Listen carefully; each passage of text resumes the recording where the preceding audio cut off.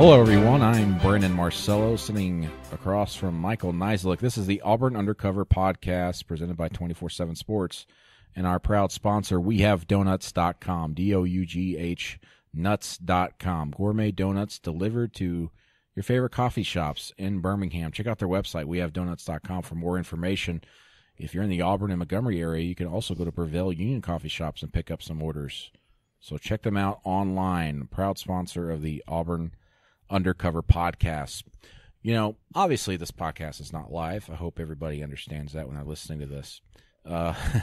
It's a late Sunday night. We're actually sitting in the Auburn Athletics Complex, probably being watched by cameras right now. How many cameras are in here? 12, 14. But this could be a very interesting and busy week, Michael.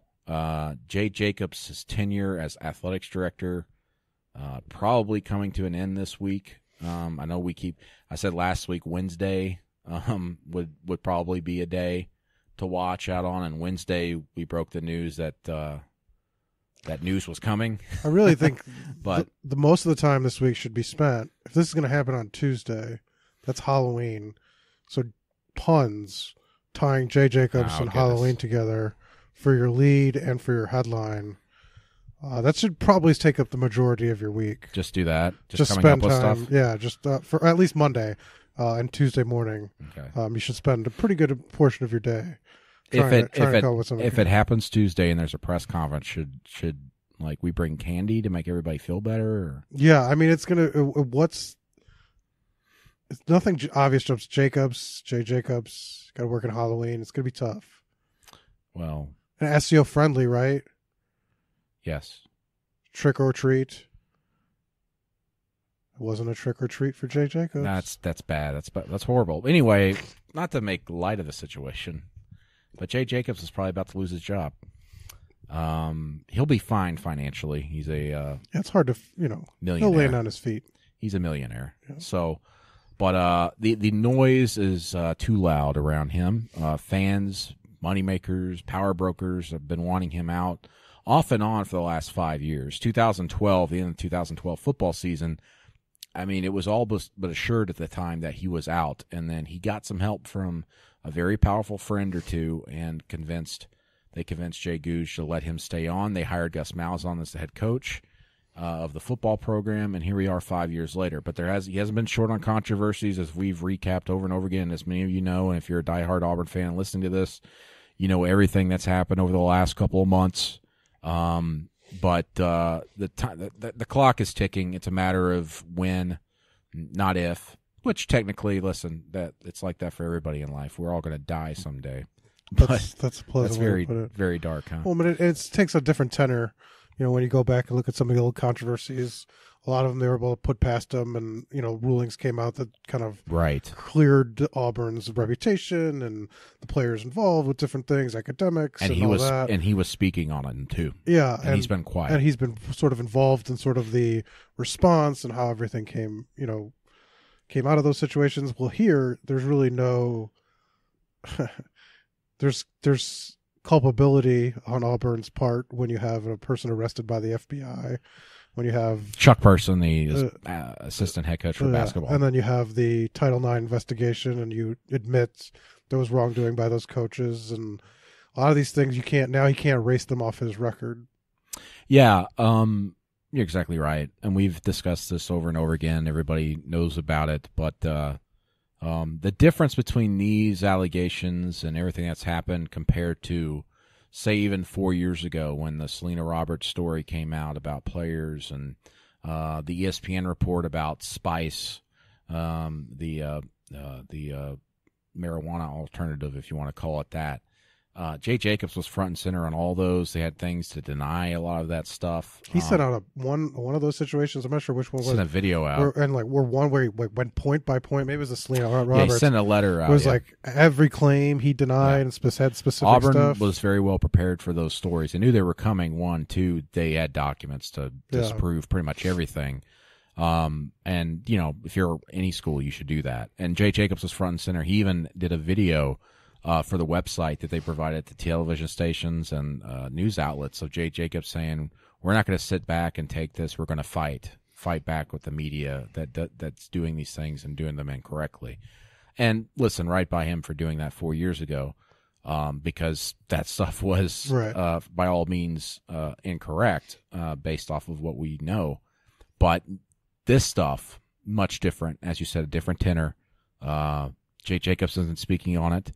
The last time we've spoken to him, or literally the last time he has spoken publicly in the midst of all this, was after Mickey Dean was introduced as a softball coach, and another outlet caught Jay Jacobs at a Booster Club event in South Carolina before the Clemson game, and he didn't really say anything there either. He hasn't wanted to talk about the softball allegations and the Title IX investigation at all, and he hasn't addressed basketball at all, as you mentioned. He's been at practices, but he hasn't spoken to the media, and it certainly sounds like the next time we talk to Jay Jacobs, it'll be him saying farewell. Him literally walking out the building. Well, I've been told that he has not been around the building a lot the last few days, but I do know this. It was a bye week. I mean, listen, his job's not all football. He's got other sports, nearly 20 sports to overlook. But a lot of people were not around in the building on Friday. There were rumblings Friday morning that something might be happening. There was all kinds of talk. I was hearing talk that Stephen Leith, the president, was out of town, so maybe something wasn't happening. Then I found out he was actually in town. A lot of stuff when this is going on, you got to wade through the weeds and figure out exactly what's happening. But do you think Auburn University did the football team a disservice? They should have done during the bye week. During a bye week, because now Gus. I mean, I guess they'd have to do it after Tuesday, so you avoid sort of direct questions about it other than the SEC conference call. They might still do it Tuesday. They might do it Tuesday just after Gus talks. But do you think they did a disservice timing it? Because look, they could have done it last week. Right, and they should have. Yeah. If they're going to do it, do it. Because now you have this hanging over the heads as you travel. Yeah. I mean, I just know that I believe from talking to people, Jay Jacobs knows it's coming. And Friday afternoon, I don't know if he's trolling Auburn fans or just it's Jay being Jay, but he went on Twitter at 5:01 p.m., whether it was him or one of his handlers doing it for him, and tweeted, "It's great to be an Auburn Tiger," with a picture of Aubie running out of the tunnel at Jordan-Hare Stadium with a Auburn Shield logo flag. Like you said, he's always fought, so I mean, he could be fighting to the end, and he might. And there's money on the table to fight for as well. That's the other thing that we need to consider here. There's money to be had for him if they're going to try and force him out, which they are. I think it's just a matter of when does Stephen Leith sit across from Jay Jacobs and tell him, "Here's the deal. Here's what's happening, and this is your choices." Right. Apparently that hasn't happened yet. But as we said, it's imminent, it feels like, and I would think it's going to happen this week. But hard to imagine happening during Georgia week too. I'll tell you that. Well, put that on that rivalry game too. Just to, I mean, I know they're sort of separate, but not. It's it's sort of like, obviously they're not tied together, but they are sort of. You want to sort of watch what you're doing while you're trying to put your football team, which drives the ship, in a good light. Well, I'm sure a part of maybe Jay thought, well, if football does well, I'll be okay. Yeah. Too many things going on in the background, as we mentioned, the investigations that have been going on. Just too much stuff. And these are things that Jay Jacobs likely did not have firsthand knowledge of or was involved in on a day-to-day basis. Yes, he's the athletic director. He's responsible for everything. So if someone's going to take a fall, it's probably going to be him. We would be saying this 2 months ago. We've been saying it for 2-3 months now. But too many things have happened. Many things have happened over the last 3-4 months for really anybody to survive this, but especially an athletics director who's been around for 13 years, and people have been, listen, you lose a portion of the fan base every year, whether you're a coach or an athletics director, and I'd say Jay Jacobs, has probably lost like 90% of the base. Well, and you got the new president, so there's no sort of ties. No ties, and he'll want his own guy. My understanding is they believe they can get a really good, quote unquote, big name athletics director in here. I believe that they do not want to do an interim athletics director. They do not want to do that. They want to move fairly quickly on hiring someone. And maybe the feelers have already been put out there for others. But I believe that they'll have someone in place quickly for a variety of reasons. But obviously, if they get to a point, let's say Gus Malzahn loses all of his SEC games remaining on the schedule, these next 3, and then you have to make a decision there. Or if Gus Malzahn leaves, and we'll talk a little bit about that here in the show here, you probably want an athletics director, a full-time guy, or woman. And I'm hearing that there could be someone with Auburn ties, a woman who has some administrative experience that could very well be in the running when this is all said and done. Of course, someone that will be pushed by some people. There's a lot of good names out there, several good names. I know a lot of people now, Auburn fans, are going, well, we don't want to go back to the Auburn well and bring in an Auburn person because they've done that over and over again. Yeah. People keep saying it's a good old boy network. We don't want that. We want to disband that. We want someone with strong business background, business acumen to come in. But there are several people with Auburn ties that have done that have done very well outside of Auburn over the last 20 years or so. And could come in and do a very good job. And I think there's 2 or 3 candidates out there that could do that. And we're getting ahead of ourselves. We'll talk about that more. And I have a list that I'll post the moment if something happens. I mean, it's likely going to happen. Nothing is a certainty in this world, but this certainly seems imminent of potential candidates for Auburn for the athletics director job. But this is a busy week. 1, Michael has to dress up for Halloween. 2, Auburn comes back from the bye week of football to play Texas A&M, go on the road to complete their 3-game road stand here for Auburn against an Aggies team that was kind of resurgent, but now took a big step back, losing to Mississippi State by several touchdowns in a game that wasn't even that close. Mississippi State's defense shut them down. Kellen Mond got injured, the quarterback, freshman quarterback there. Nick Starkel, the guy who started the UCLA game earlier this season, he's been injured and out, but then he came back in that game and they threw the ball much more accurately near the end of that game when it was out of hand. He led a touchdown drive. But big game for Auburn. I mean, listen, if Auburn wins out, it can go to the SEC championship game if LSU gets beat by Alabama this week. But also a big game for Gus Malzahn's future. What do you see happening this week with the football team? I mean, is this an LSU situation where they go in as a favorite? I mean, they're 13.5-point favorites for this game. Do they go in as a favorite and then fall flat on their face, or do you think they bounce back? Well, I mean, they're bounce back. Bounce back from the standpoint of if they're in a tough game on the road, like an LSU, can they fire back? Well, it's every time. I think we talked about this a couple of weeks ago, where it's like you kind of think that this team's going to go one way, they kind of go the other. Right. That LSU game. And the disparity of talent at this point for Auburn and Texas A&M is pretty significant in Auburn's favor.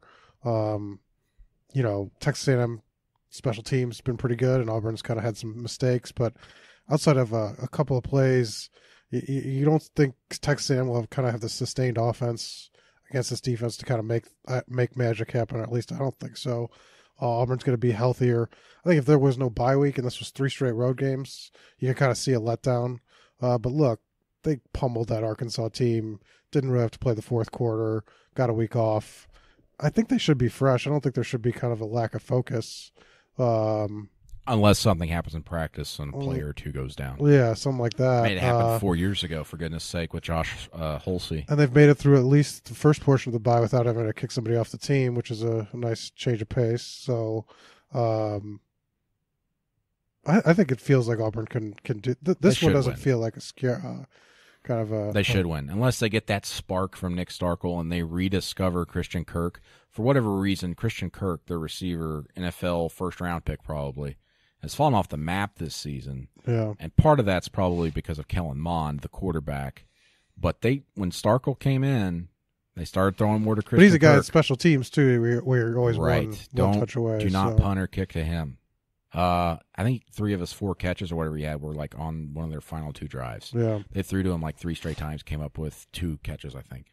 But all it takes is to get like one guy sparked on Texas A&M's offense, and maybe they bounce back. But the way Texas A&M's defense was like just pummeled, though, with Mississippi State running the ball, would give Auburn a lot of confidence going into that one, I think. One interesting thing we touched on a podcast, somebody asked about Petway, and sometimes when they've had to reintegrate or they think they got both guys healthy and want to do some things, Gus Malzahn's kind of overthought it. Right. It's gone horribly wrong where you kind of have this game plan for two guys and then you end up not doing either guy, kind of quarterbacks, running backs. It'll be interesting to see because Chip Lindsey, first time we talked to him in a while on Tuesday, or was it Wednesday? I don't even remember. Said that they had a big plan for both guys and how much they're going to use Cam and is he healthy? Is he, how healthy is he? That's kind of something I'd be watching because Carrion's been pretty good this season and he kind of deserves that kind of starter A status, I think. Yeah, I think so too. I don't think you go away from him. I think you still try to get him 25 don't carries. overthink it, and they've got a lot of time to overthink it. Sure. They had all bye week when they're watching Cameron Petway out there and scheming and looking over tape. I think you give Carrion 25 carries. You fill in the other gaps with Eli Stove and Cameron Petway, and you just go from there. And Jared Stidham gets his 18 to 20 passes or whatever. But they have a tendency when they have time. I agree. This staff has made some strange personnel decisions. Gus Malzahn is 6-0 after bye weeks. That's also true. As Auburn's head coach, and they've performed very well after bye weeks. So you can't discount that. That's a trend. No, that's good. It's true. So while he maybe overthinks things, history shows when they get out of a bye week, they're like firing all cylinders. Yeah. And they come up with new different things too. And one of the players mentioned that Sunday night about how every week he adds stuff, but they said they added new wrinkles. How many of those are road games? Bye weeks? Good question. I don't know. You just wrote an article about it, didn't you? I did, but I didn't mention how many road games. Do you expect me to do my job? Do you expect thoroughly? me to do some research? Well, I did that things? research, and it was enough. If they're all home games, I think it makes a difference. I don't think they're all home games. No, probably not. But 6-0 is still nothing to sneeze at. But here's the other thing, all right? A lot of Auburn fans have turned against Gus Malzahn. Oh, yeah. Fair to say? Oh, yeah. I mean, every Facebook Live we do, or even... The only reason it's not even more prevalent is Jay Jacobs still... Right, has a job. Yeah. All right. No matter what happens this week, okay? Or really for the remainder of the season, I think it's increasingly possible Gus Malzahn is not the head coach at Auburn next season. Not necessarily because he gets fired, but maybe he goes and finds another job and gets out of here. But that doesn't discount the fact that he would be getting fired. He could jump before he's pushed. True, but either way, I don't know. I think you're getting into a dangerous territory if you're an Auburn fan, because this could easily be one of those situations where it's be careful what you wish for. Because what if, let's say Auburn beats A&M. Let's say they beat one of the two, Georgia or Alabama, or even both. And then at the end of the season, Gus Malzahn says, see ya. I'm off to Arkansas. I'm off to somewhere else where he will maybe be more comforted for winning 8 or 9 games this season instead of having to go against Alabama and Georgia every season on the recruiting trail and, of course, on the field where you're being compared to those two programs night and day, and now Georgia's on the rise. I mean, listen, your two biggest rivals right now are number 1 and number 2 in the nation. So what would Auburn do in that situation? Who do you get? Because as we're seeing now with the SEC, a lot of coaches are probably going to be fired at the end of the season. Jim McElwain was just fired at Florida. Some aren't even waiting until the end. Butch Jones at Tennessee has certainly got to be on his way out. What about Barry Odom at Mizzou? Everybody's not talking about him. It's only his second year, but that team was just horrid when we saw them. Brett Bielema at Arkansas. That team is just bad. Even though they just beat Ole Miss, still a bad football team in the way they've built it. Kevin Sumlin, as you kind of mentioned earlier when we were talking earlier, is kind of on that bubble at Texas A&M. Could go either way. Ole Miss has an interim. Ole Miss has an interim coach, so you don't know what's going to happen with Matt Luke, or if they'll just go full-time with him or try to bring someone else in. The market is going to be so saturated with teams looking for coaches that, listen, as we've seen with these coaches that are on the bubble now in the hot seat, those didn't work out. What makes you think your next coach is going to work out when you're having to go out and one of those teams or two of them or three of them are going to be scrounging for scraps in the coach pile? Yeah, but I mean, it's sort of like, well, you got in theory, most likely you got a new AD, so starting from scratch makes some amount of sense. For everybody. For everybody. Why delay it a year or a half a year? Why keep the status quo going if nobody's happy? It's not going to be a good situation next year, especially going into the season when there's some ill will, from Gus that he's not maybe been sort of supported even though he's done well. And then, the new AD comes in and, probably wants his own person. And right. So it kind of makes sense to start fresh. But you're also assuming look. Even if they lose out. If they lose out, I don't see how there's going to be much. ULM. Yeah, I don't think how there's going to be much sort of worry that they're making a wrong decision. Well, I understand that, but what if before they make that decision, Gus leaves earlier than they wanted to, or it messes up in their your timing? Situation? This is all hypothetical. I just think they could easily lose to Georgia and Alabama, and nobody's going to sort of blink an eye if he's gone. Yeah. Here's one other thing I want to bring up, okay? And why I bring it up, and also based off conversations I've had over the weekend about Gus. And this is tied to it, but this never came up. But I know this from covering him over the years and being around him. He has not stayed at one place his entire career, dating back to being a defensive coordinator at Hughes, Arkansas, for 5 years. 5 years at Shiloh Christian, 5 years Springdale High School. Those are his longest stays. The guy likes to hop. Well, and he had sort of an ascendant path, though, as well, so taking bigger jobs to get where you want. Yeah. But a lot of people kind of saw the Shiloh to Springdale jump. As sort of a lateral.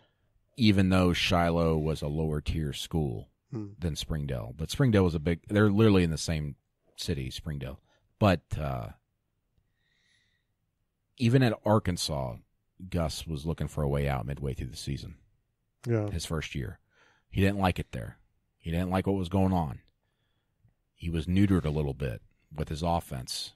And fast forward to now, Gus Malzahn's been neutered a little bit with his offense. They're not allowing him to call plays. Well, at some point, you got to ask, if a head coach isn't doing anything with the defense and not calling the plays, what is he doing? What are we paying $5 million for?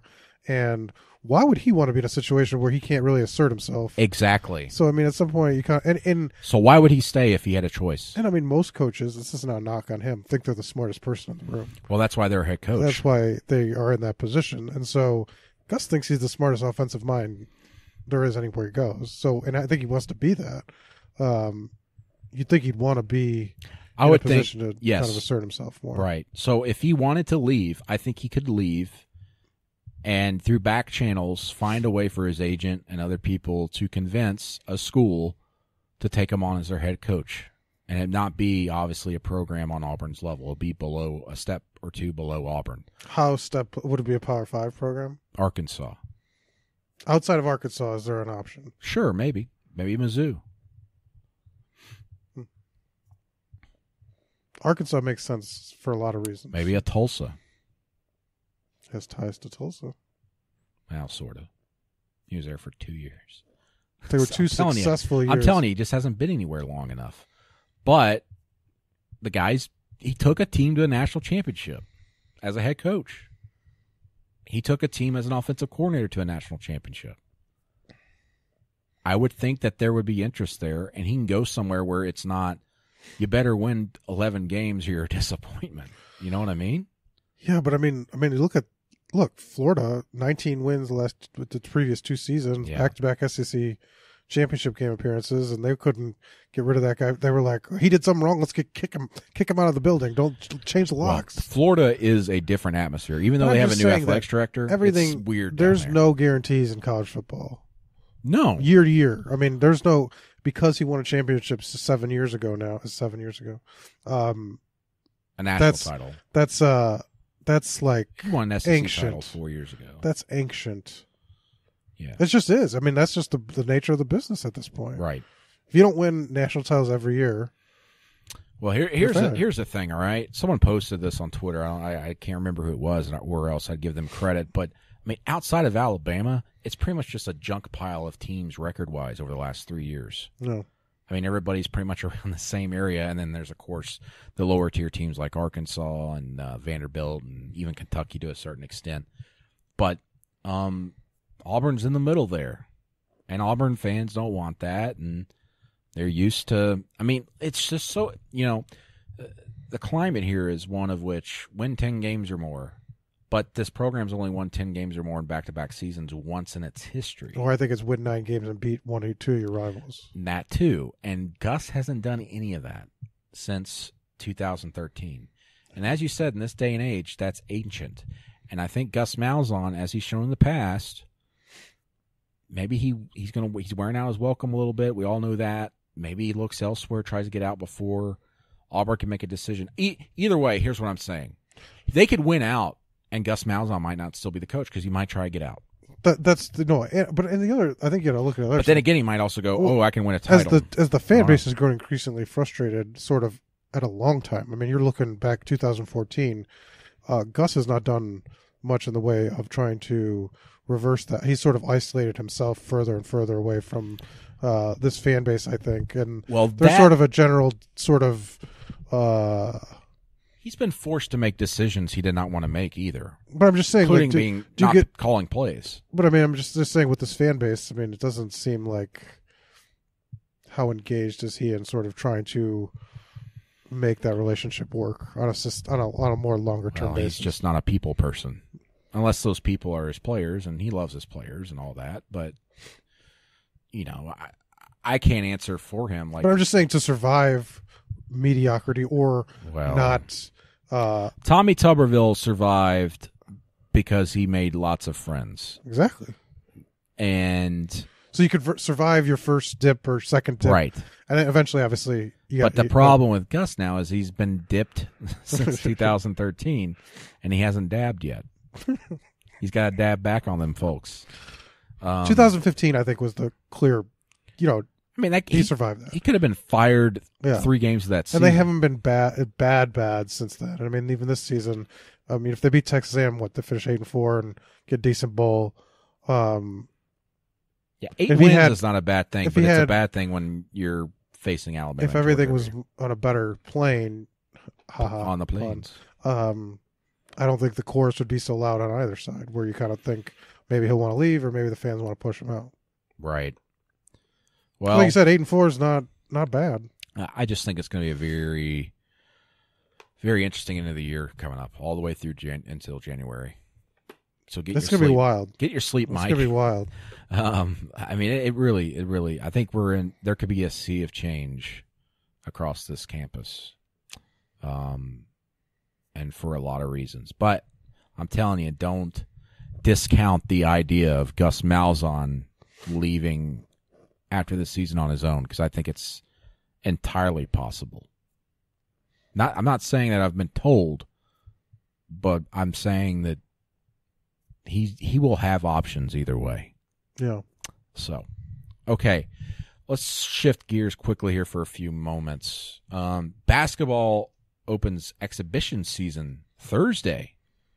It's a short exhibition season of 1 game. Is it just 1 this year? Yeah. I haven't been keeping up. Yeah. There's other things going on with basketball. Yeah. So they're playing. I think though, maybe it's not. Maybe isn't it just 1 game? I don't know. Anyway, good job, beat writer. That's right. Basketball beat writer. It doesn't even. But I mean, that's the thing, because you'll get to this in a minute. The sea of change and what this week will bring very prominently features the basketball team. Okay, so Auburn hosts Barry. Is this just like one guy named Barry? I think it's just all guys named Barry. It's just a bunch of dudes named Barry. Barry versus the Tigers. Will Barry Bonds be there? Spelled differently than that, Barry, I think. I don't know. I'm not a baseball guy. As the World Series is playing, not a Barry guy. I'm not a Barry guy or a baseball guy.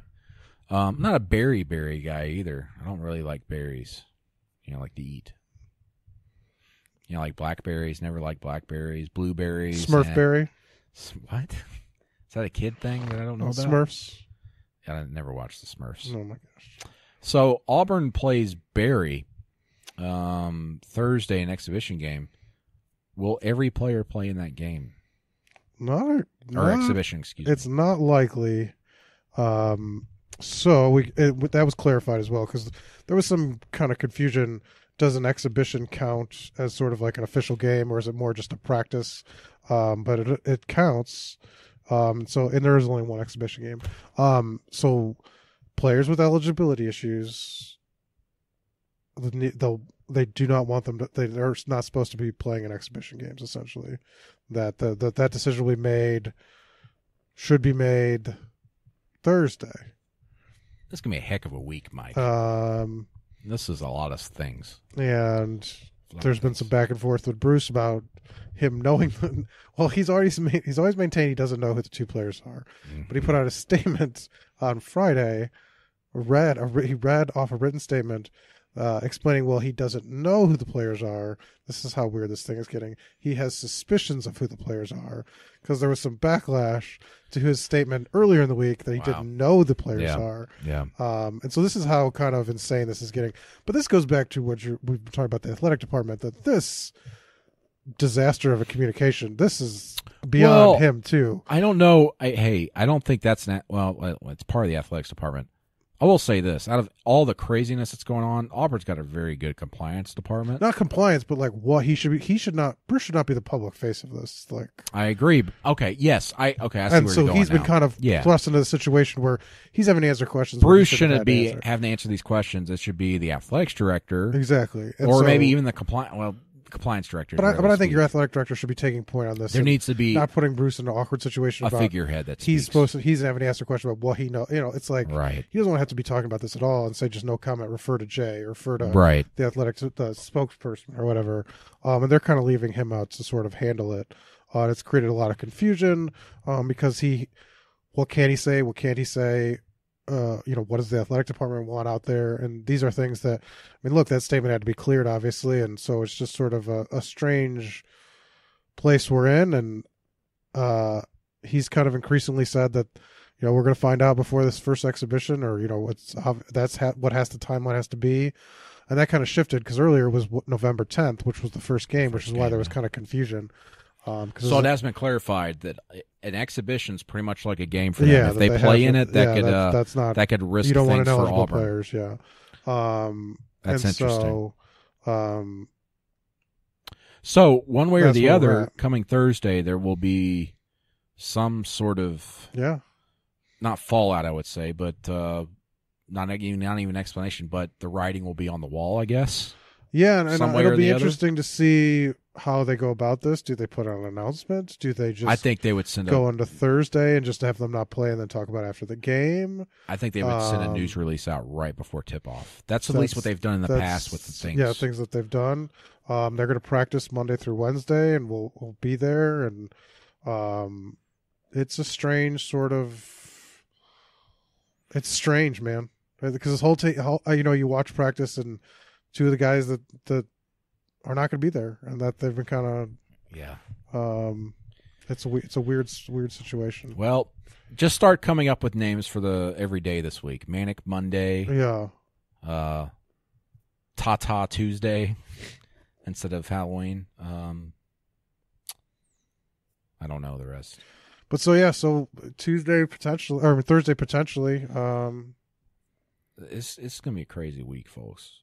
Very possible. And that's not the end of the situation either. It's sort of just the beginning. Yeah. It's the next phase, I guess, would be a way to say. And then Chuck Person goes to court November 10th. November 9th. Excuse me. They open the season November 10th.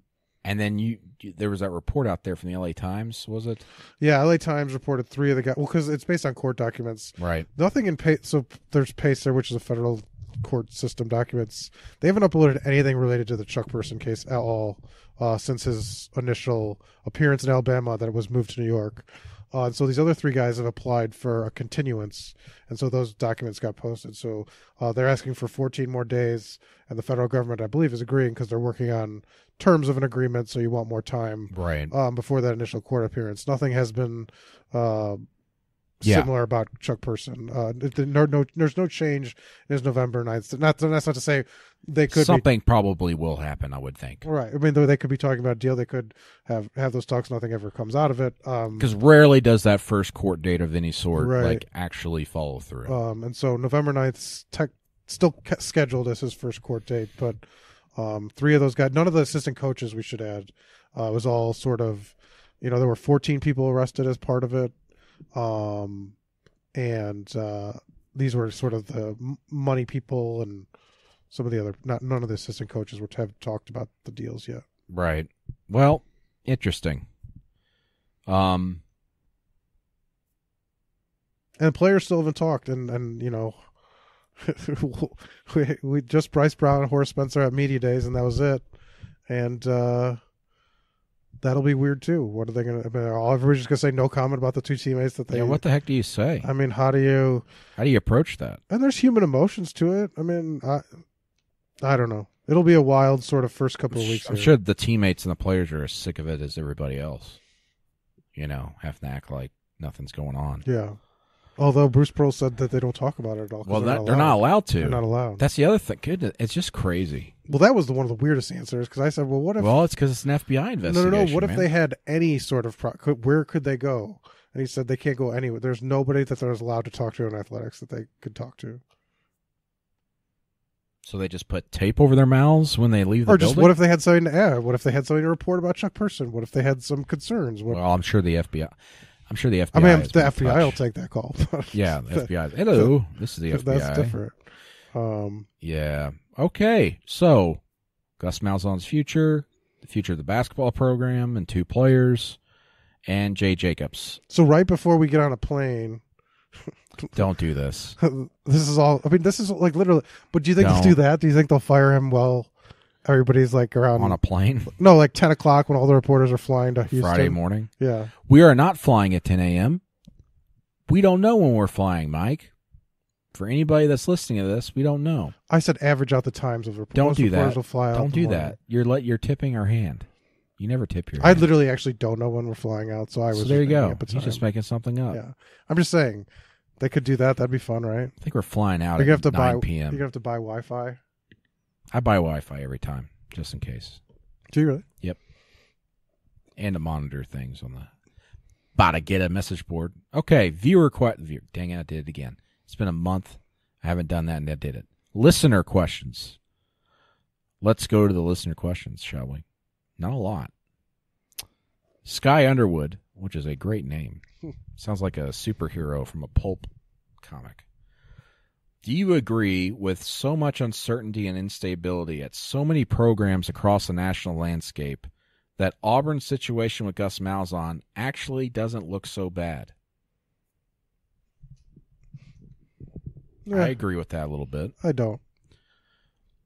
Ask me in a month if they beat Georgia and Alabama, maybe. Okay. Well, they've beaten 4 SEC teams by 32 points on average. Those SEC teams are bad. They are bad. With the exception of Mississippi State, maybe. Mississippi State's ranked number 21 right now, right? Yeah. Or something like that, or 20, 21.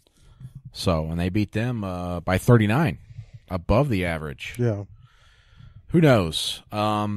I don't think it's as bad just because of that, and they've got a great defense. They've got a pretty good offense put together. It's just, I think for Auburn to quote-unquote get over that hump and get back to the level of like 2013, you got to have a dual-threat, explosive quarterback in this system. And I know Gus Malzahn won't agree with me or anybody, but you do. I think there's no doubt about that. So you heard it here Their first. most successful years have been Cam Newton. You heard it here first. What's that? Brandon Marcello calling for Malik Willis to start. No, I'm not. But they needed a dual threat guy, and they need one. Jarrett Stidham is very, very, very, very good. Don't get me wrong. And you'd still start Malik Willis. But he's not dual threat. No, I wouldn't. I would develop a package for Malik Willis, though. Ooh. I would play him. I'd play him for a series or two each game. They're not doing that. They're not doing that. Nope. All right, Carson asks, if Auburn beats Texas A&M and Georgia but loses to Alabama, would you consider the season a success going into next year? I would. 9-3. I don't know. It'd be tough. You don't think 9-3 is good? And beating one of your rivals? Losing to the three of the four best teams on your schedule. Okay, listen. Who the hell has beaten Alabama over the last 3 years? Clemson. Okay. So why is it disappointing from an objective standpoint that Auburn doesn't beat Alabama? Take the fandom out of it. Everybody, I mean, Auburn fans, it's a bad. Well, I think because Gus said it before the season. This was the year that they were going to do it because they had a veteran team and they had a quarterback. What else? What is the missing ingredient? They didn't have a quarterback. They've been playing without a quarterback. That's what he said, basically. Well, yeah. I was talking like literally. Like I'm saying, but when you go back to what Gus said in the preseason and just his hype about this team and the makeup of this team, I mean, what else could you say they need next year? I mean, what else? What is missing? What's missing that on this roster? Dual threat quarterback. Okay, so but minus that, but he in his mind he's got his quarterback. Big receiver.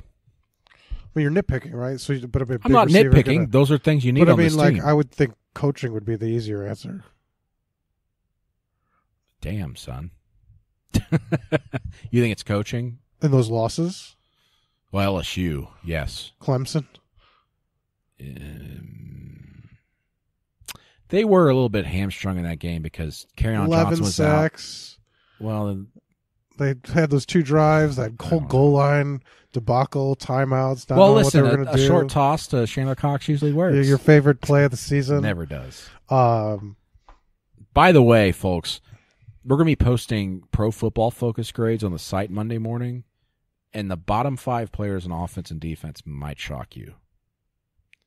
I'll just say that. But I mean, I'm just saying, what gets you over the hump if you have the roster that you have built to your liking and the quarterback you have to your liking? What's the X factor?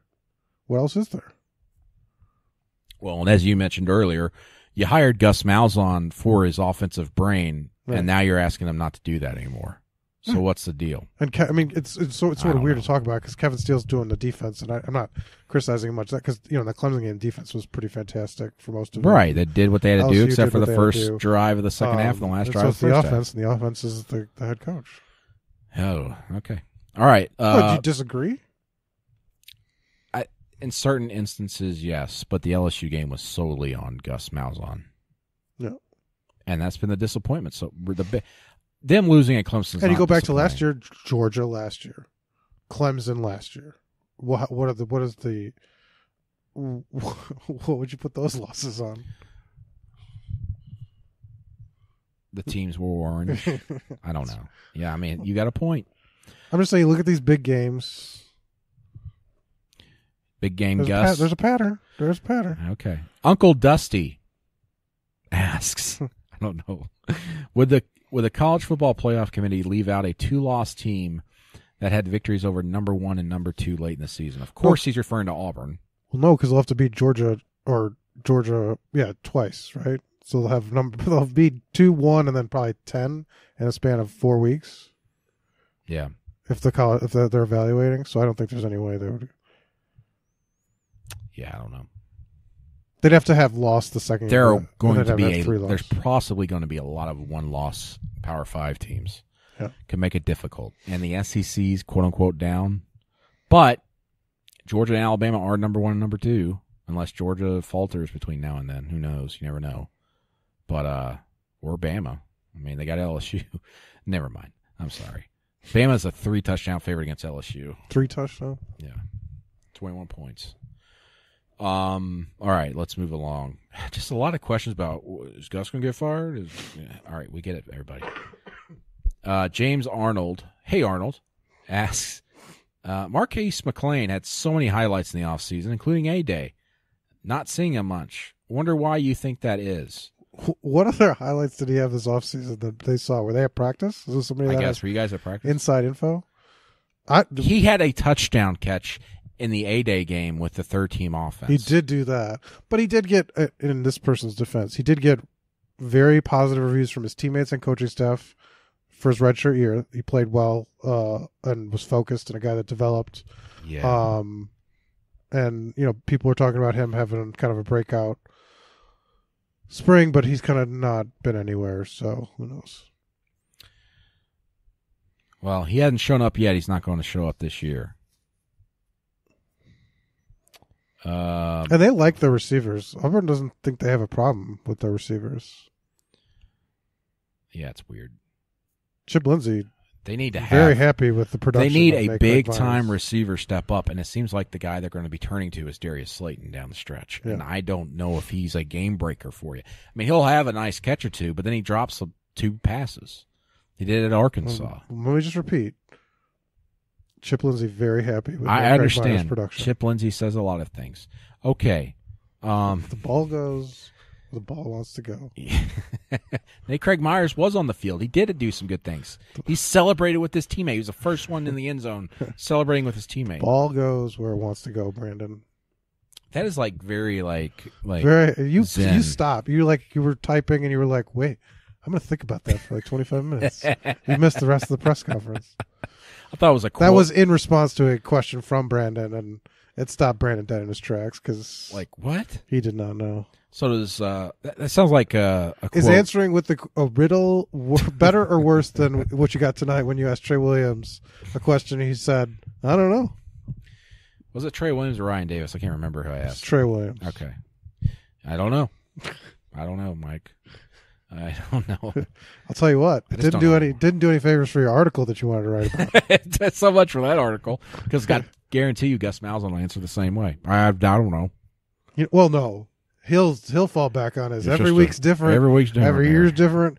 You look in the SEC it's just so different week to week. Molecules. So, anything else going on outside of sports you want to talk about other than you having the Black Plague? No, the plague has visited upon our house, and it's been it was not an enjoyable bye week for the Niziolek family. Give us details. Well. It's interesting. If anybody's watching Stranger Things 2, I have a lot of symptoms. One of the lead characters has. My temperature's 2 degrees below normal. I'm coughing up things from the upside down world. It's not pretty and not fun. Is Winona Ryder running around your house frantically, putting things on the walls? No. Then you don't have it. No, not yet. At least. Have you taken a hot bath yet? This is getting personal. Where the candles? Okay. I need to. I'm gonna try and finish Stranger Things tonight. I could spoil it for you right now. Don't. God, I'm gonna strangle you, son. I spent all weekend playing Super Mario Odyssey on the Nintendo Switch. I beat it Saturday night. Nerd. I should say Saturday night, but it was actually 4 a.m. My wife was asleep, and I was like, Super Mario Odyssey time. And I played for 3 straight hours, or maybe 4. I beat it. I beat Bowser. Is he the spoiler alert? Yeah, of course he's the bad guy. Who else is the bad guy? Who else would be a bad guy in a Mario game?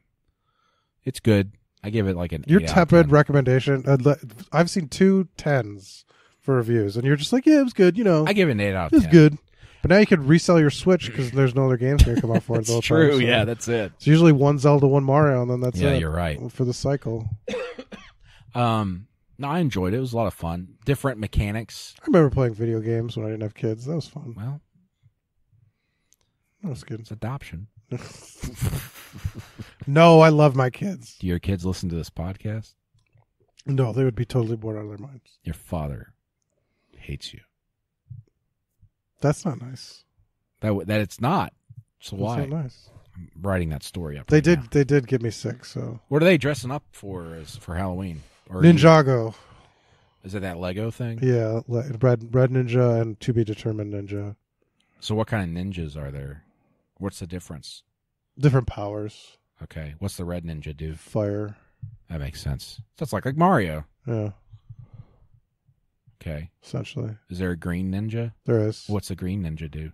Green ninja is sort of like the leader, so he's sort of more mercurial. Sort of. It's different. Okay. He doesn't have like a power, but he's like just power. Yeah, he's just kind of like the leader of the group. Okay. It's very complex mythology, so. Sounds like it. Yeah. Big brains behind that. Yes. I went to the haunted farm. We're going to hear more about the haunted farm. We heard about it on Facebook I actually Live. went. Yeah. It was good. It's good. It's a fun time. It was fine. It wasn't as good as last year or the year before. I think they're cutting back a little bit. It's the economy. I'm being serious because like usually on the zombie paintball thing, you're on a trailer and Were you counting the zombies? maybe not. It used to be you're on one side and the other side had guns too, right? Yeah. Okay, and so you had zombies on both sides of the trailer, right? This year they built like a double-decker trailer, so there's people above you with paintball guns and then people below you or whatever. We were on the bottom row, okay? And so you're only facing one direction, and that direction's where all the zombies are. Used to be they were on both sides, and it was like the same amount of zombies you would get on just one side, so it's like they cut back on actors. Used to be it was both sides, and it was great. Like, there'd be a boat in the water. Did you ask for your money bridge. back? No, I didn't. I spent a lot of money there, though. How much are we talking about? $100? 80. Did you get to, like, actually murder a zombie? No. Zombies are already dead. What? What did you get for $80? My wife and I did zombie paintball with 100 extra paintballs a piece. That's Sure. extra. $5 a piece. I ran out before the end of the ride, but the seat next to me was empty, and they loaded that gun up, so I had 2 guns, and I just started firing like crazy. Everybody else was out, and I was still firing. Anyway, and then we went on the haunted hayride, which is pretty much the same thing. You go on a trailer, and there's different areas you go through. There's like an It themed area. There's Freddy Krueger. There's Jason. Okay, so haunted hayride, paintballing. And that's it. $80? $80. Jeez. I know, man. And we usually do the haunted barn, but she was too scared to do it. And that's another $40. $750. That's another mortgage. Oh, my goodness. The haunted barn's probably actually the best part.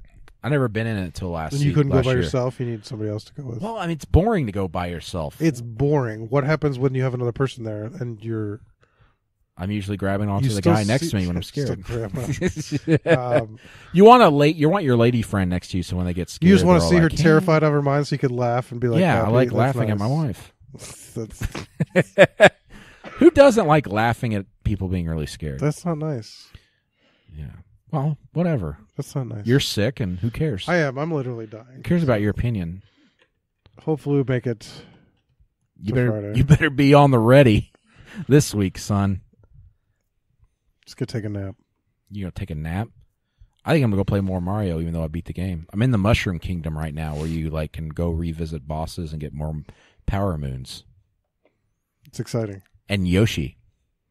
It's exciting. It's very exciting. Everybody's really excited for you. I appreciate that. Appreciate the support. I can't believe I beat the game in like 2 days, though.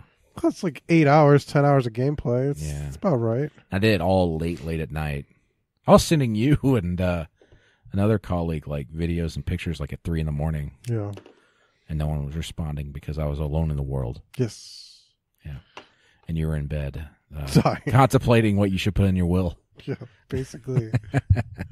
Oh, goodness. By the way, I've got donuts at my house. That's exciting. Okay. That's a segue because our sponsor is wehavedonuts.com, DOUGH nuts.com, presented every week here, the Auburn Undercover Podcast. I've been Brandon Marcello. That's been Michael Niziolek. Say Gus Malzahn for me once. Gus Malzonio. What stadium do they play football in here at Auburn? Auburn Arena? They play football? Is this the future? Jordan-Hare Stadium. Arena Football League. Jordan-Hare Stadium. Well, all right. That's it. We found out this week that viewers, readers, listeners do not like You. Making a mistake. That's true. Mispronouncing things. But that's okay. To each his own. I say. How would you like someone to keep coming up to you and I have literally had my last name mispronounced my entire life. Well, it bothers me when people do it over and over again. That your name is what? Brandon Marcelli. I don't. What does it make a difference? But I think the idea is that you never correct yourself. That's what upsets people. That's what upsets me. I'll say this: get my name right Jordan Hare Stadium there's the way it's written. Don't do is this. Jordan. Don't do so this. I don't think you could say it's a mispronunciation. Don't do this. Malzahn, sure. If I say Malzahn, Don't do this. it's You're going to piss everybody off. Chicago Indian. All right, listen. Heritage. If you knew, and that's a mistake, but it's not a conscious mistake. History, if you knew the history of Auburn, you know it's not pronounced that way. But what I'm saying is that either or is not a conscious sort of error. But it is conscious on your part by not correcting yourself. No, because you don't even make the mistake. I don't hear it because that's how I talk. So when you say, like, if you were sitting having, a calzone, if you're having tea with somebody, like you do at 2:00, if you're having a calzone across from Gus Malzahn, would you call him Gus Malzone like you have been? I probably would. I would say, Gus Malzahn, are you going to enjoy this calzone? And smile and go tee-hee. Gus would never. There's so many problems with this era. Gus would never eat a calzone. Gus would never meet somebody from the media to have a calzone. Why would you don't think he likes calzones? I don't think so. I almost said calzones. You think he eats calzones? All he likes is Mexican food. So yeah, and sandwiches. I've seen him eat Mexican food in a sandwich. That's all. You guys had tea. I don't know what it was. 3 years ago, 4 years ago, he brought beat writers in like one by one to have lunch with them, like during a week. And he had a separate lunch each time. It was just sandwiches from. Oh, over different days. I thought you meant like the same day. Yeah. He's like, just kept this is having my lunch. 9th sandwich. This is like 4:00. This is my 7th lunch. I hate myself and I don't want to live anymore. That makes more sense now. I got you. Man, this sandwich sure is good. But I'm just saying it's not a conscious, but just based on my sort of the way I talk, it's not a sort of conscious mistake. Kind of like Gus Malzahn going into a turtle shell in the second half of big games. That's right. If I had 3 months to come up with Gus pronunciation, I'd get it right. I wouldn't put 5 quarterbacks. Well, it's all right. You've only been on this beat for how long now? I don't know. 3 seasons. So you don't even know how long you've been here. 3 seasons, 2 years. Do you know where you're at? 2 years. How do you say Bruce Pearl? Do you have a way of saying that? That's strange. I was trying to come up with something witty, but my brain's such a Bryce Pearl. Upside down fog. Yeah. I just call him Coach One. No. Coach One. He's not Coach One. No, he's not. Don't say that. No, it's we'll not. Get in trouble with the FBI. Is this podcast? Yeah, we're still going. We're almost an hour. Is the FBI tapping into this? The federal basketball investigation. Yeah. Okay, that's it for this podcast. Thank you for joining us on Deep Thoughts. Busy week. Bye.